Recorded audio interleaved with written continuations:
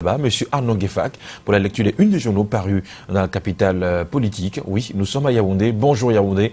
Bonjour Arnaud Guéfac, j'espère que vous allez très bien ce matin.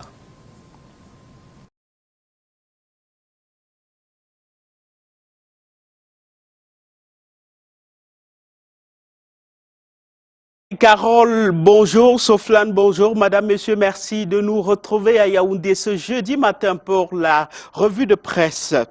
Première partie. Commençons par le quotidien Cameroun Tribune et intéressons-nous à la paix et à l'unité nationale que le journal présente comme contenu de l'appel des évêques. C'était hier au cours d'une messe pontificale qui a marqué l'ouverture de la 43e assemblée plénière des évêques du Cameroun à la basilique Marie-Reine des Apôtres.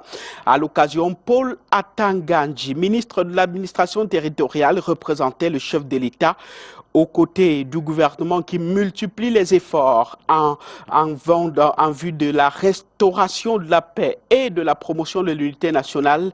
Les prélats du Cameroun ont prié et appelé tous les Camerounais à s'engager pour préserver la stabilité du Cameroun. C'est donc ce que le journal a appelé l'appel des évêques à Yaoundé. Un autre appel, mais celui lancé au président national du Rassemblement démocratique du peuple camerounais pour la présidentielle de 2018 prochaine. Le bi-hebdomadaire L'Essentiel du Cameroun, dans ce fil, présente Paul Biya comme le candidat des Sawa.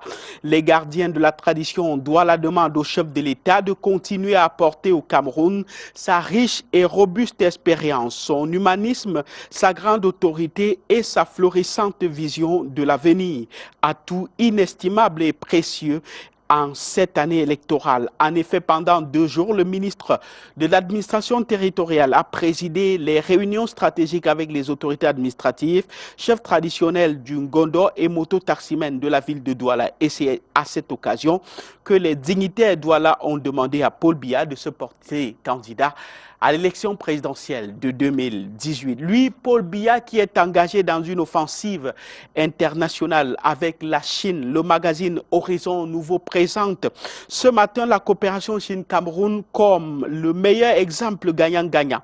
Référence faite sur la dernière visite du chef de l'État camerounais en terre chinoise à l'analyse de la qualité des réalisations de l'Empire du Midi au Cameroun. Tout porte à croire que si cette coopération datait de 50 ans, le Cameroun serait déjà à l'émergence ou bien proche grâce aux grandes réalisations et aux grands projets structurants confiés à la Chine. C'est vrai que les détournements des deniers publics caractérisent ceux qui ont la charge de la réalisation de ces projets structurants côté camerounais. Le quotidien Émergence, en questionnant le contexte, croit savoir comment les grands projets structurants enrichissent indûment les individus. Prenant dans la mêlée de ces œuvres les barrages hydroélectriques construits ou en construction, les ports autonomes, les projets d'installation de la fibre optique, pour ne citer que cela. Rien, écrit le journal, n'échappe aux prévaricateurs. Et dans cette situation, c'est l'État qui trinque et ses finances s'évaporent, écrit le quotidien Émergence. C'est vrai qu'avec l'hebdomadaire Essinga en kiosque ce matin, on constate que les finances publiques sont comme dans un vent de révolution. L'État, qui était jusque-là presque floué, reprend la main. Les directives de la présidence de la République au gouvernement, suite à la découverte des actes de corruption ayant compromis les intérêts de l'État lors des attributions de multiples concessions, suscitent des avenants des cahiers de charges. Les premiers pas de Louis-Paul Motazé au ministère des Finances sont remarquables. Règlement diligent de la dette intérieure, traque des réseaux de corruption.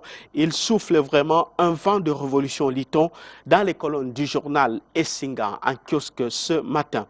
Et dans le tourbillon de ce vent, de ce nouveau souffle ou de ce vent de révolution, le secteur rural tire déjà son épingle du jeu. Le journal Le Financier d'Afrique croit savoir pourquoi les banques s'intéressent déjà à l'agriculture. C'était une illusion pour une petite et moyenne entreprise ou une coopérative opérant dans le secteur agricole d'obtenir un financement de la part d'une banque classique. Il en était de même pour les microfinances. Fort curieusement, on observe depuis quelque temps comme un revirement de la situation. Les établissements de crédit octroient déjà des financements aux agriculteurs. L'activité est-elle devenue moins risquée Question à 0 francs dans les colonnes du journal financier d'Afrique. Peut-être pas aussi risqué que les importations de poissons. Le tri-hebdomadaire L'Anecdote nous informe ce matin, parlant de ces importations, que Luc Magloire-Mbaga à Tangana serait au cœur d'une grosse mafia. Avec l'aide d'un opérateur économique de renom, le ministre du Commerce souffre d'une défaillance alors que le coût d'importation est officiellement de 100 milliards de francs CFA par an. Un rapport secret de la douane dévoile un réseau d'exportation des évises. Enquête et révélation exclusive à lire dans les colonnes du tri-hebdomadaire L'Anecdote en kiosque ce matin. L'hebdomadaire Baobab s'intéresse ce matin à l'opération Épervier et nous informe qu'on s'achemine là vers de nouvelles arrestations. En ligne de mire, une quarantaine de personnalités qui ont réussi.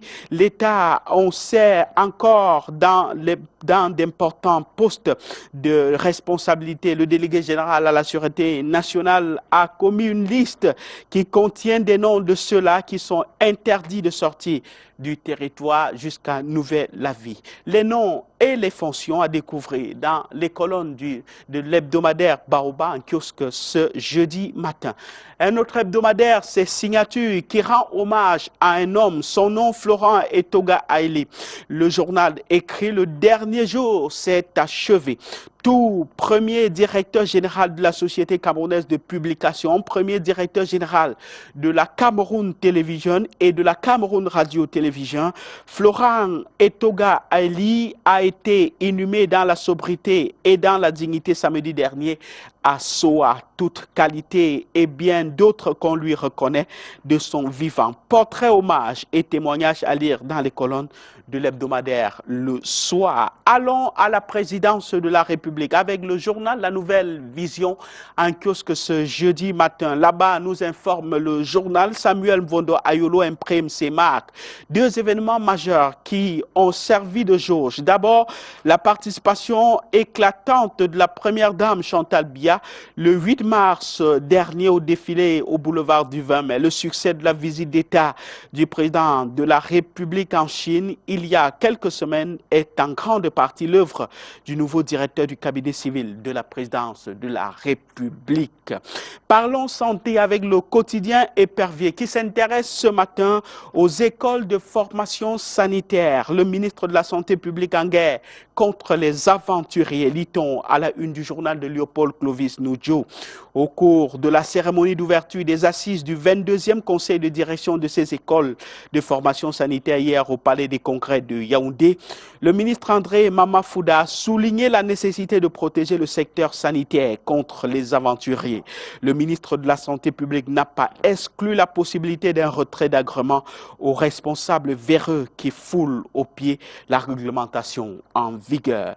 Elle ne foule pas au pied la réglementation en vigueur, mais elle apporte du sien au développement des infrastructures sanitaires. Elle, c'est la mutuelle de santé pour artisans du Cameroun. Le quotidien Épervier annonce bientôt 14 hôpitaux dédiés aux artisans. Une convention dans ce sens a été paraphée le 3 avril dernier au monastère de bénédictins du Mont Fébé entre le projet MUSAC et ses partenaires bailleurs de fonds internationaux. Pour ce projet, l'hebdomadaire L'Orphelin nous donne les chiffres dans son édition de ce jeudi matin. Plus de 60 milliards de francs CFA pour construire les 14 hôpitaux dédiés aux artisans. Ces infrastructures seront construites dans chaque chef-lieu de 10 régions, des 10 régions du Cameroun. Et la mutuelle s'active à ce que les hôpitaux soient prêts et fonctionnel avant la Coupe d'Afrique des Nations Cameroun 2019. Avec EcoSanté, découvrons qui se cache derrière cette belle initiative de construction de ces structures sanitaires au Cameroun. Son nom, c'est Sylvestre Alima. Il est le coordonnateur de cette mutuelle de santé pour artisans au Cameroun. Et une déclaration de lui, nous lançons la construction de 14 centres médicaux pour artisans. Les appels d'offres ont déjà été lancés, les marchés attribués à 4 concessionnaires pour la construction des premières formations sanitaires dans ce sens. Et puis pour finir, je vais vous recommander regardez ce magazine qui est en kiosque déjà depuis ce matin. C'est le temps des réalisations. Le magazine de la présidente de la République avait 3 informations majeures. D'abord, le nouveau gouvernement du 2 mars dernier qui est et puis le conseil de cabinet ou bien le conseil des ministres qui est intervenu quelques jours avant. Le chef de l'État au nouveau gouvernement a prescrit le plein et entier engagement. Et puis également, vous allez voir dans les colonnes du journal Le Temps des réalisations, la participation de la Première Dame au défilé du 8 mars dernier. Sans oublier le Conseil constitutionnel qui entre en scène avec les sénatoriales, les élections qui se sont déroulées le 25 mars dernier. Stop et fin, revue de presse en direct de Yaoundé. Merci de nous avoir regardés. Juste un break et vous retrouvez à Douala. Ce sera la suite de la revue de presse. Demain, nous serons là pour la dernière édition de la semaine. À vous, Soflan. À vous, Thierry Carole. Bonjour à Michael Tiptio. Excellente journée, Arnaud Gueffac. À demain pour une autre revue de presse. Michael Tipkio et bien sûr le plateau de Canal Matin, très concentré, hein, le Michael. Bonjour Michael. Bonjour Soflan. Bonjour Thierry. Bonjour messieurs. Pourquoi vous êtes si sérieux, Michael? La concentration est maximale. De temps en temps, il faut être un peu sérieux. La concentration, vous l'avez dit. Il faut être concentré. Tout à fait. C'est ça. Vous n'allez pas tuer quelqu'un. Ah mais non. Non, c'est juste donner quelques informations Tout à fait. à la une des quotidiens et autres journaux paraissant à Douala. Et on va démarrer avec la nouvelle expression. La nouvelle expression, effectivement, Soflan, qui donne la parole au sous-préfet de Fongo-Tongo. Aujourd'hui, c'est une localité de la région de l'Ouest Cameroun, frontalière avec le sud-ouest du pays, une zone dont les gens diffusent les informations sur les réseaux sociaux depuis le début de cette semaine, faisant état de ce que des sécessionnistes qui sèment la terreur dans le sud-ouest du pays auraient mené une incursion dans la zone à Fongo-Tongo précisément. Des informations démenties par le sous-préfet de la localité interrogé par le quotidien La Nouvelle Expression aujourd'hui, qui fait état de ce que sa localité n'a jamais été attaquée par ces sécessionnistes. Et pourtant, ces informations relayées dans les réseaux sociaux donnaient même des chiffres de personnes sur le nombre de personnes qui auraient été blessées par ces sécessionnistes qui ont fait incursion dans cette zone. Il n'en est rien, dit le sous-préfet de Fongo-Tongo dans le quotidien La Nouvelle Expression en kiosque aujourd'hui. Le journal parle dans sa grande une de cette affaire CRTV, ministère des Finances dans son volet numéro 2 et nous revient sur le pouvoir en cassation de Vamoulke qui plombe la procédure au tribunal.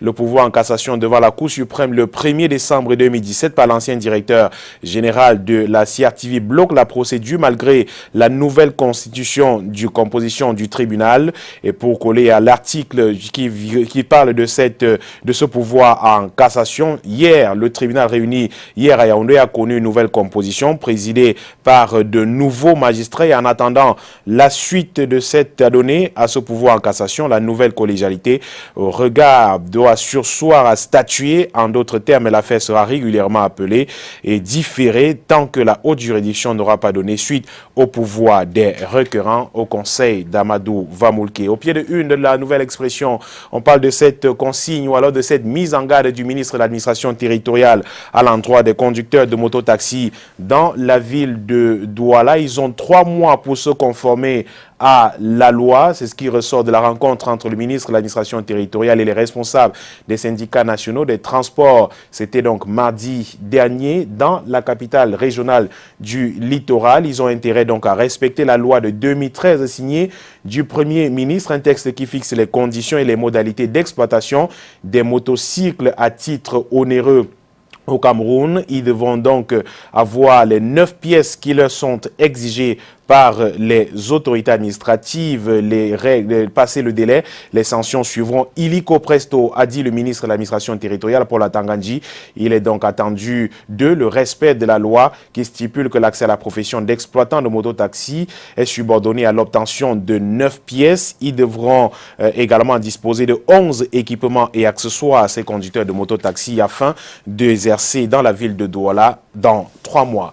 Le quotidien Info Matin en kiosque également aujourd'hui revient sur ces articles du journal panafricain Jeune Afrique qui revient de plus en plus sur la succession du président de la République en présentant des hommes comme étant des supposés successeurs du chef de l'État.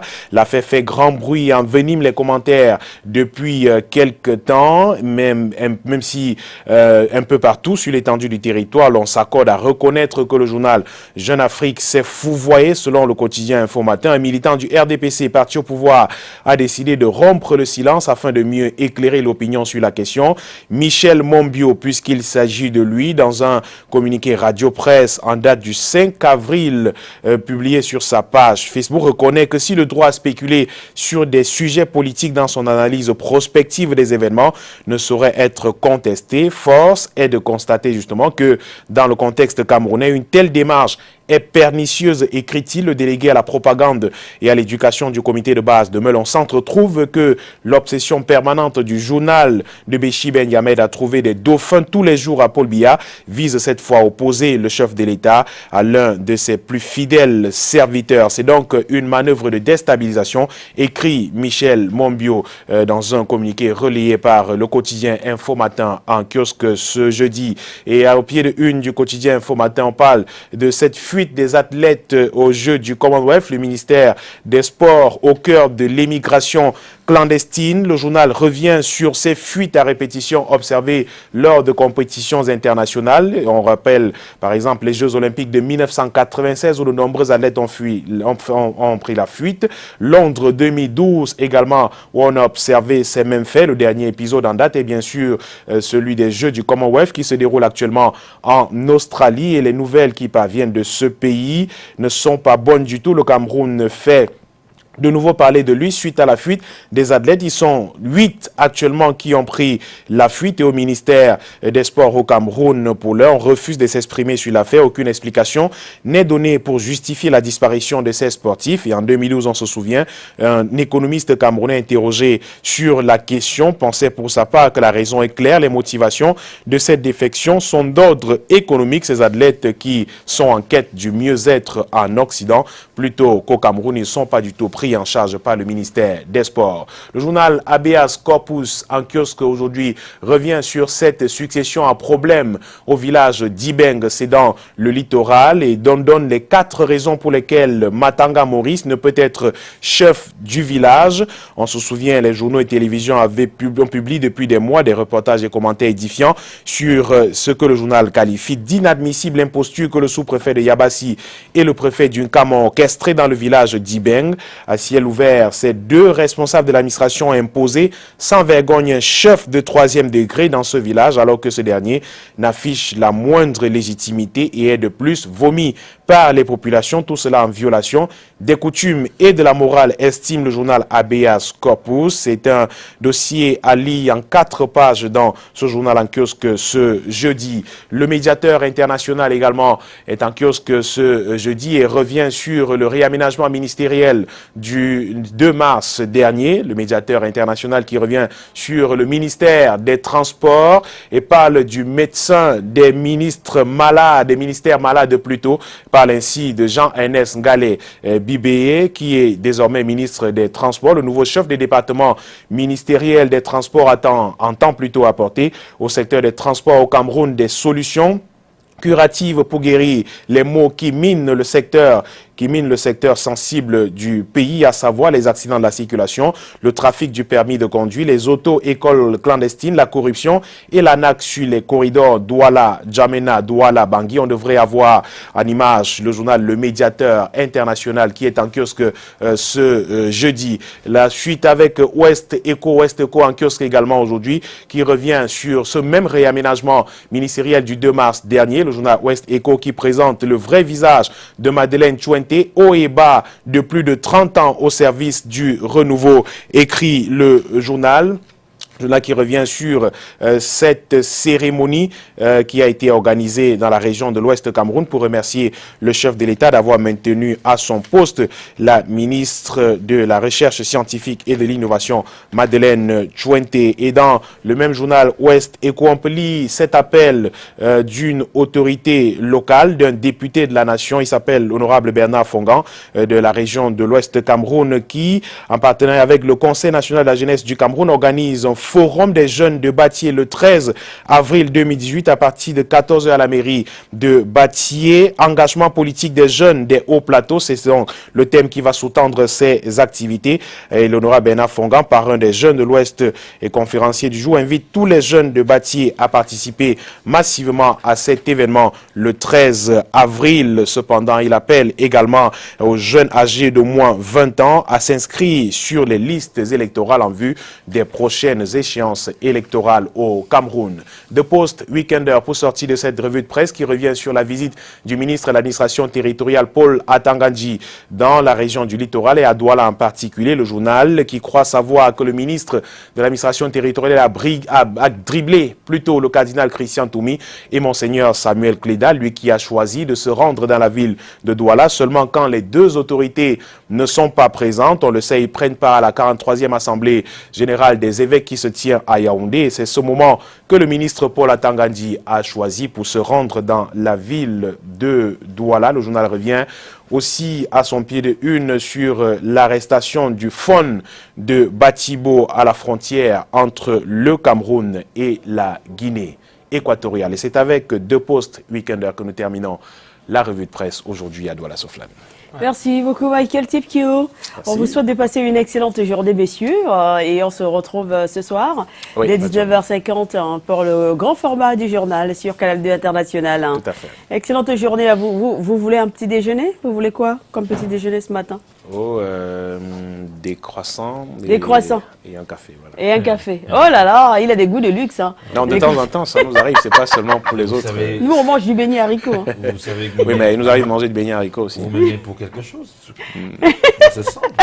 Vous savez que le matin, je peux prendre comme petit déjeuner des pommes pilées avec des pommes pilées de Balvin. De Balvin. Ça arrive, mais vous arrive aussi de prendre des croissants de temps en temps. Mais rarement quand même. Quand on vous en offre seulement. Bon, si on m'en offre, Rarement. on ne refuse pas. Ah bon, d'accord, on va faire comme ça. On accepte. On va donc demander au réalisateur de ce programme, Monsieur Eric Diaz-Bipouneux, d'offrir tout simplement 2 croissants à Michael Tipkio et un petit café. Ça lui ira très bien ce matin. Mais franchement, vous et vos goûts de luxe, hein, ça va nous réunir ici. Hein. Écoutez, demain, ce sera les beignets haricots. D'accord. Encore que les beignets haricots sont plus moins chers. Hein. Dans quelques instants, nous allons nous intéresser à l'actualité internationale. Merci de rester avec nous. Voici une page bleu azur.